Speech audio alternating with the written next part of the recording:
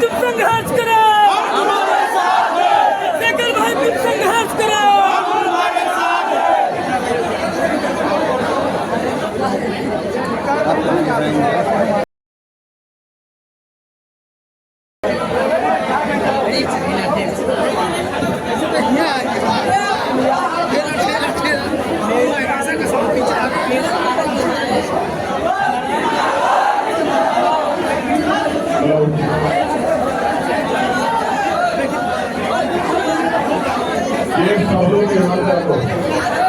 ये सब लोग बैकग्राउंड सब लोग इस सब लोग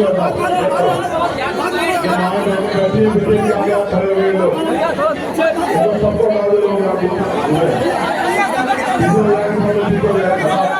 चल हटाओ हटाओ कहाँ सूट भाई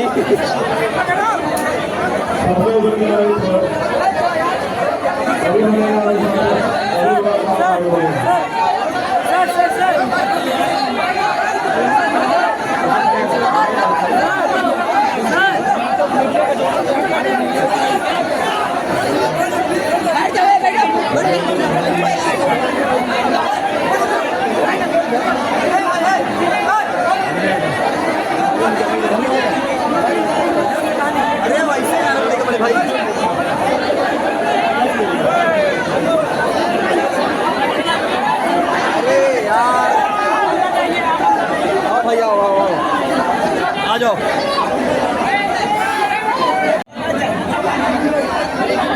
उनको दूसरी बात नहीं करना पड़ेगा और जो व्यक्ति हमारा नहीं है वो हिलता डुलता रहेगा, डिस्टर्ब करता रहेगा और हमारा और आपका सबका समय खराब करेगा।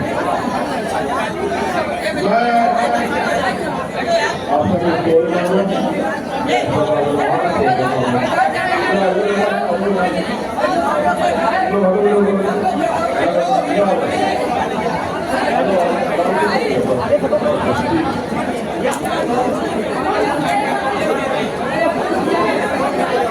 आपको लगता है कि समय वापिस आ सकता है।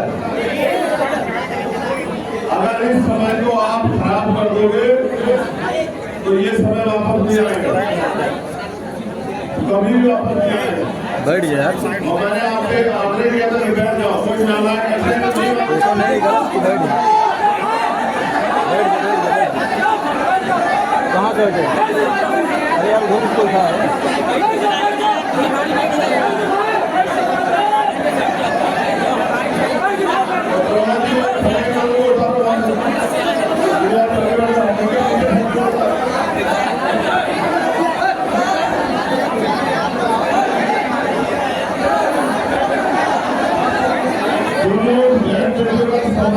करेंगे वो डांट आगे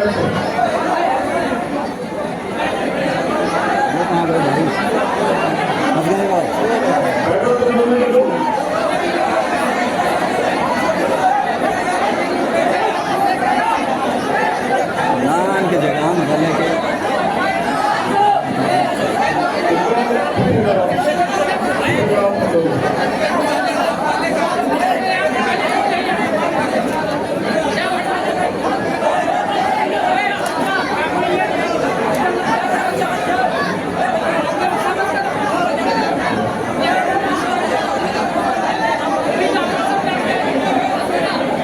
गर्मी सहने की भी आदत होनी चाहिए।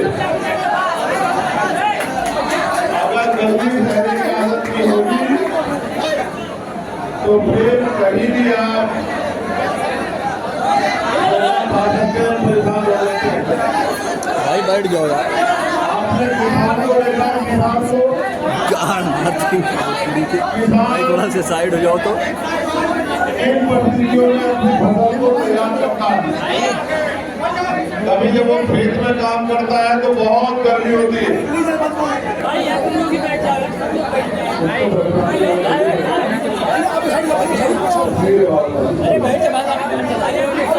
राइड पे शूट नहीं हुई बहुत यार।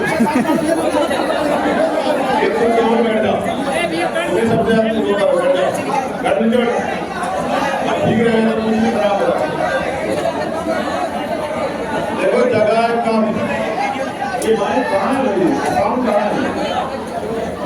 आदमी है ज्यादा और 99% लोग अच्छे हैं, कुछ लोग नालायक लोग को छोड़ के, ये कुछ लोग है ना इनको छोड़ के 99% लोग अच्छे हैं। इसलिए अच्छे हैं कि देखो अपनी जगह पे बैठे हैं, पंखे भी सही नहीं है, फूल भी सारे परेशानी को खेल रहे हैं। और कुछ लोग जो बाहर हवा में आनंद ले रहे थे और जैसे हम आए तो सबसे आगे आगे खड़े होकर लिए बहुत अच्छे हैं।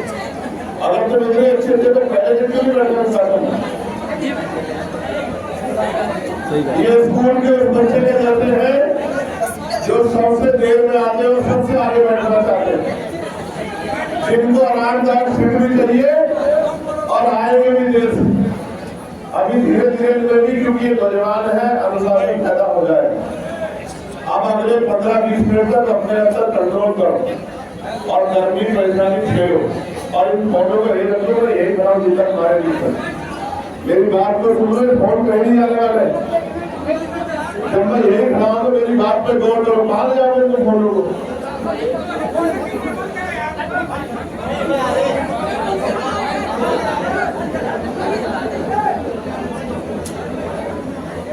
ये एक तरह का दिखावा और मैं लिख के देता हूं। आज के बाद आप अपनी फोन में इस वीडियो को दोबारा सुनोगे भी नहीं, क्योंकि तुम्हें सिखाने वाला कोई अच्छा आदमी नहीं है। तो मूर्ख लोगों ने तुम्हें सिखाया तो तुम मूर्ख का भी काम करते रहते। जब मैं यही खड़ा हूं तो काम से मेरी बात को सुनो। वीडियो बना के कौन सा तुम बार बार सुनने वाले?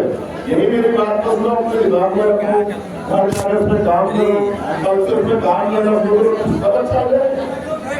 और आज जब मैं समझा रहा हूँ तो वीडियो बना रहे, फिर कल को समझ नहीं आएगा, फिर जब पेपर आएगा तो जीरो आएगी। इस तरह से कामयाबी हासिल नहीं। बहुत बहुत धन्यवाद। आज अगर इंसान मानते तो जब घर में हमारे लोग भूखे पेश होते हैं तो उनको तकलीफ होनी चाहिए। जब जाति धर्म के नाम पे जुल्म होता है तो उनको तकलीफ होनी चाहिए। या जब पढ़ा लिखा नौजवान घर में बेरोजगार घूमता है और अपने खून का एक कतरा और अपना पेट काट के लगाने वाले, उसको आगे बढ़ाने वाले उसके माँ बाप उदासी का जीवन जीते हैं तो इनको तकलीफ होनी चाहिए। अगर इनको तकलीफ नहीं होती है तो आपको तकलीफ होनी चाहिए, क्योंकि जब तक आपको तकलीफ नहीं होगी तब तक आपकी समस्याओं का हल नहीं होगा और आपकी समस्याओं का हल नहीं होगा। ये तो नौजवान यहाँ बहुत जोर जोर से नारा लगाए, बहुत अच्छी बात। अगर वाकई में ही तुम्हारे अंदर खुददारी है, वाकई में तुम्हारे अंदर महापुरुषों का खून है, वाकई में अगर तुम्हारे अंदर संघर्ष करने की हिम्मत है तो फिर आज के बाद अगले 1 महीने सोना मत सही तरह से, जब तक उप चुनाव में तुम फूलपुर से आजाद समाज पार्टी का एमएलए जिता के लेंगे तब तक छोड़। और अगर मेरे आने में तो आप उत्साह दिखाते हो और मेरे जाने के बाद घर में चैन से लेट जाते हो तो फिर मैं ये मानूंगा कि अभी आप अपनी लड़ाई लड़ने को तैयार नहीं। देखो, काम उसको बताया जाता है जो नौकर होता है। मालिक नौकर को काम बताता है, नौकर काम करता है उतना जितना बताया जाता है। आप सब लोग मालिक हो, ये पार्टी आपकी है, ये संगठन आपका है, ये पार्टी केंद्र केंद्र की नहीं है, ये पार्टी जितौर जी के केंद्र की नहीं है, ये पार्टी सोरेन जी के केंद्र की नहीं है, ये पार्टी हमारी बहनों के केंद्र की नहीं है। ये पार्टी हर एक बहुजन समाज के आखिरी व्यक्ति की है, उस व्यक्ति की है जिसके तन पे भले एक कपड़ा कम हो लेकिन वो भी सम्मान का जीवन जीना चाहता है। हर एक उस व्यक्ति की है जिसके सर पे भले पक्की छत न हो लेकिन वो भी इज्जत की जिंदगी चाहता है। और बाबा साहब अम्बेडकर ने क्या कहा था? Political power is the master की। राजनीतिक सत्ता वो चाबी है जो आपकी सारी परेशानियों का हल कर देगी। आप में से कितने लोग हैं जो चाहते हैं कि हमें रोजगार मिलना चाहिए? हाथ उठाने वाला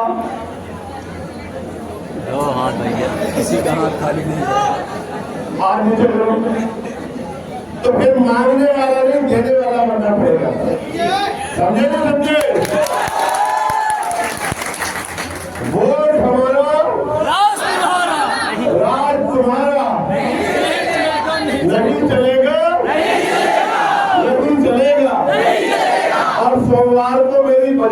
बीच है। इस देश में लंबे समय से सरकारें बनती रही और हर साल बजट पेश होता रहा। उस बजट में हमें क्या मिलता है, ये बात मैं आपको सोमवार को बताऊंगा। आप सोमवार को बजट में मेरी बात को सुनना और आकलन करना कि इस देश में हमारा क्या बैठता है और हमें क्या मिल रहा है, और ये भी महसूस करना कि वो हमें क्यों मिल रहा है। अगर हम लोग पे खजाने की चाबी होती तो आपको क्या मिलता और अभी क्या मिलता। एक बात से इशारे में समझो, अभी आपको चवन्नी भी नहीं मिल रही जबकि आपका 1 रुपया पूरा बैठता है। ये समझो मेरी बात को इशारे में। मिलना चाहिए आपको बहुत सारा और मिल रहा है चुटकी भर। एक कहावत है, ऊंट के मुंह में जीरा। इतना बड़ा समाज और इतना सा बजट। हमारे यहाँ कैडर में साहब समझाते थे कि 100 रोटियां हैं, 10% लोगों के पास 90 रोटियां हैं और 90% लोगों के पास 10 रोटी है। अब जिनके पास 90 रोटी है, संख्या उनकी 10% है। जो कार्यक्रम विधानसभा उपचुनाव के मद्देनजर पार्टी संगठन के लोगों ने लगाए हैं और मुझे भी मेरी बात रखने के लिए आप बुलाया है, इसलिए मैं आयोजकों का और पार्टी के शीर्ष नेतृत्व का बहुत बहुत धन्यवाद करता हूं।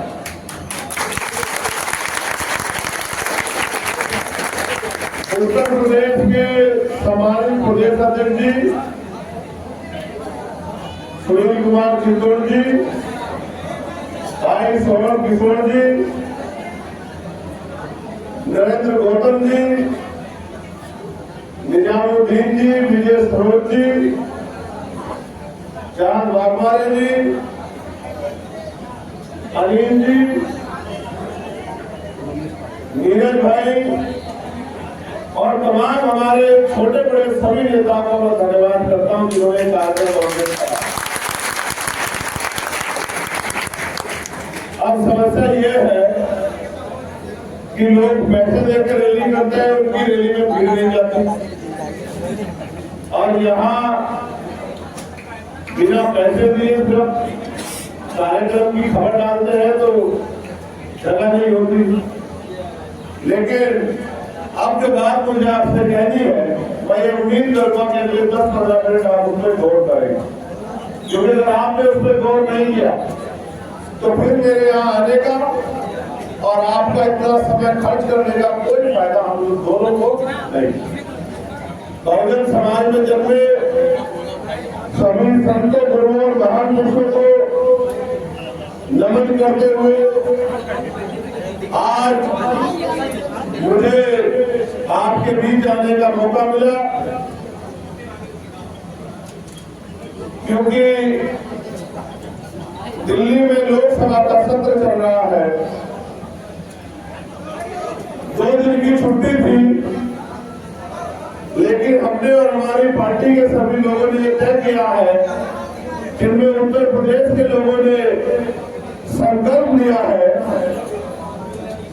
कि अब वो तब तक आराम नहीं करेंगे जब तक उत्तर प्रदेश में भी, उत्तर प्रदेश की विधानसभा में भी हमारे member of assembly, member of legislative assembly यानी कि एमएलए यानी कि विधायक जीत के नहीं जाते, तब तक वो लोग छुट्टी नहीं मनाएंगे। जब वो लोग छुट्टी नहीं मनाएंगे तो फिर उनके साथ मुझे भी छुट्टी नहीं मनानी चाहिए।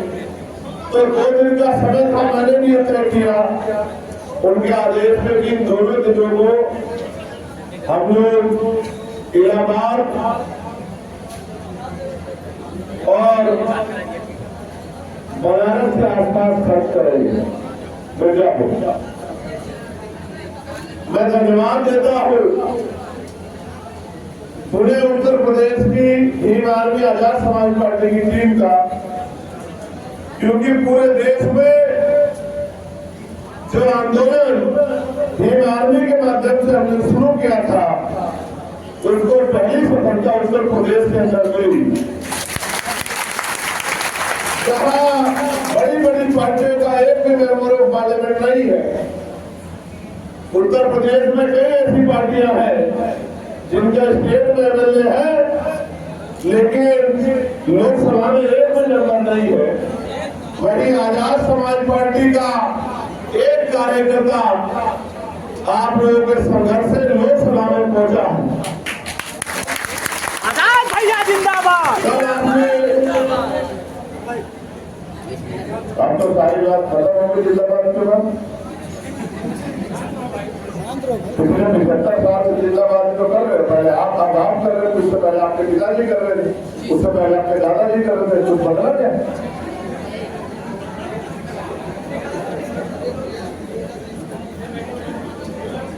तो मैं पुरानी बातों पे नहीं जाऊंगा।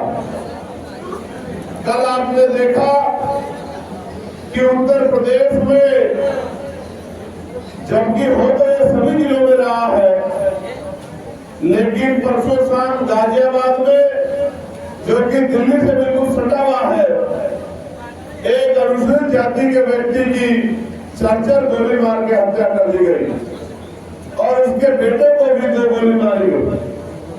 हमारी वोट लेके चाहे भारतीय जनता पार्टी के लोग हो या इंडिया अलायंस के लोग हो, सबने हमारी वोट को चुनाव के समय हमारी बस्तियों में आके बाबा साहब अम्बेडकर का नारा लगा के, माननीय काशीराम साहब का नारा लगा के, राष्ट्रपिता ज्योतिबा फूले का नारा लगा के, छत्रपति साहूजी महाराज का नारा लगा के हमें अपना बता के हमारे वोट को लेने का काम किया।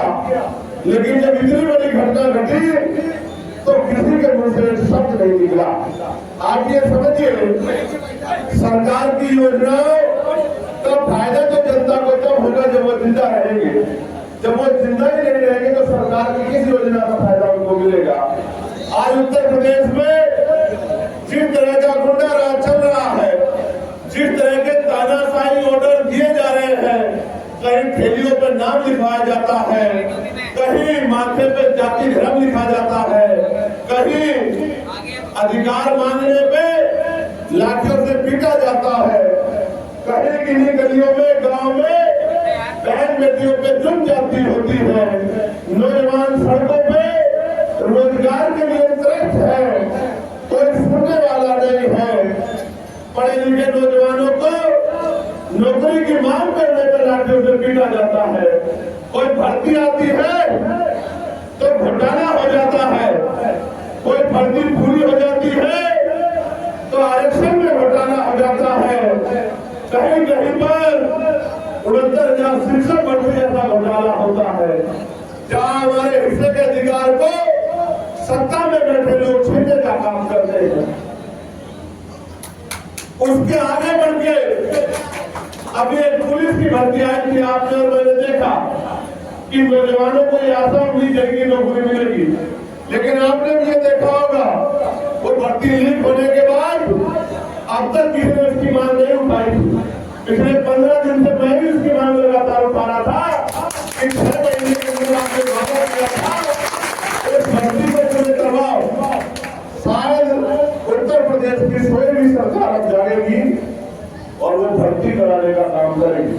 मुझे तो इनसे कम उम्मीद है, क्योंकि मैं मानता हूं कि सरकार रोजगार देना नहीं चाहती, ये तो सरकार हमें और गरीब बना देना चाहती है। मैंने ये महसूस किया है